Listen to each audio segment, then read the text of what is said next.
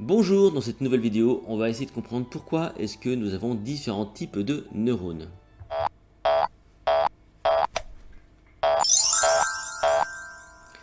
Je vous rappelle que vous retrouvez tout mon travail sur mon site https://lessecrets.com, notamment à travers le protocole MemoCamp.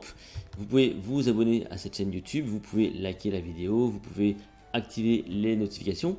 Aujourd'hui, on va parler des neurones. Vous savez tous, enfin je pense, ce qu'est un neurone, mais ce qu'on sait moins, c'est qu'il y a différents types de neurones et il y a une bonne raison à tout ça.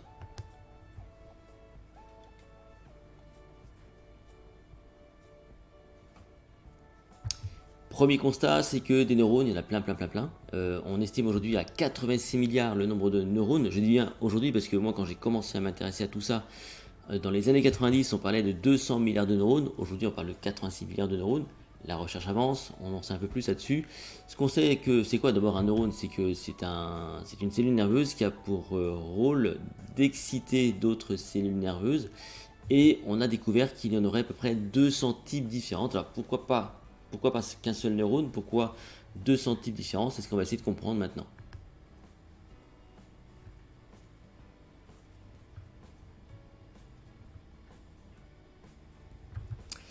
Les neurones ont donc un rôle très précis. Donc il y a deux propriétés qui vont être attachées aux neurones. C'est l'excitabilité et la conductivité. L'excitabilité, c'est-à-dire qu'effectivement, les neurones répondent à des stimuli et ils vont donc convertir ces stimuli en impulsions. Alors que l'aspect conductible, c'est pour transmettre les informations d'un neurone à l'autre. À partir de là, on a donc su distinguer différents types de neurones. Certains vous les connaissez, certains peut-être un peu moins. En tout cas, il y en a 200 types, ce qui est juste énorme, hein.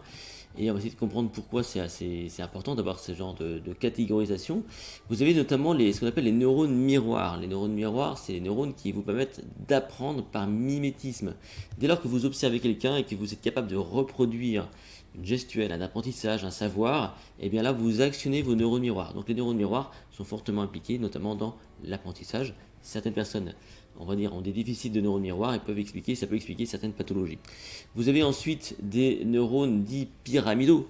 Les neurones pyramidaux, ce sont des neurones qui possèdent beaucoup d'entrées comme ça. Donc il y a beaucoup d'entrées, donc des dendrites qu'on appelle, hein, littéralement, qui vont récolter de l'information et puis après il y a un fort potentiel pour transmettre l'information, notamment vers de la gestuelle, vers les motoneurones, les neurones moteurs qui sont une autre forme de neurones qui eux sont extrêmement impliqués notamment dans tout ce qui est automatisation, enfin tout ce qui est gestuelle, automatisation, et qui vont notamment vous permettre de vivre de façon automatique sans y penser, marcher, bouger un bras, etc. Donc ça c'est le rôle des neurones moteurs. Donc 200 types de neurones qui vont permettre sans doute des spécialisations, hein. Donc on est face à de l'hyperspécialisation, sans doute pour un maximum d'efficacité et de rendement donc dans l'action du quotidien. Et on va se rendre compte qu'effectivement le cerveau, il a cette capacité à très bien s'organiser. Alors qu'est-ce qu'on peut en conclure de tout ça? C'est qu'effectivement tout nous ramène, si vous voulez, à l'efficacité, à l'organisation.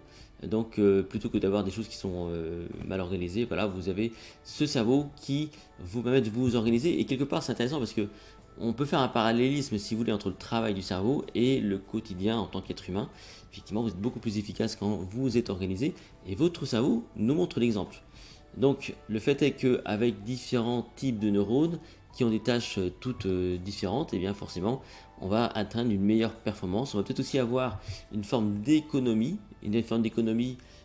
par rapport à l'énergie qu'on va dépenser. Si chaque neurone a son rôle attribué, on peut imaginer que de cette façon on va économiser aussi l'énergie en étant donc plus efficace et en ayant une meilleure performance dans le rendement.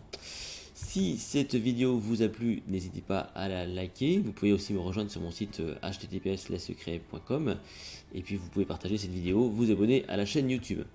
On se retrouve dans une toute prochaine vidéo.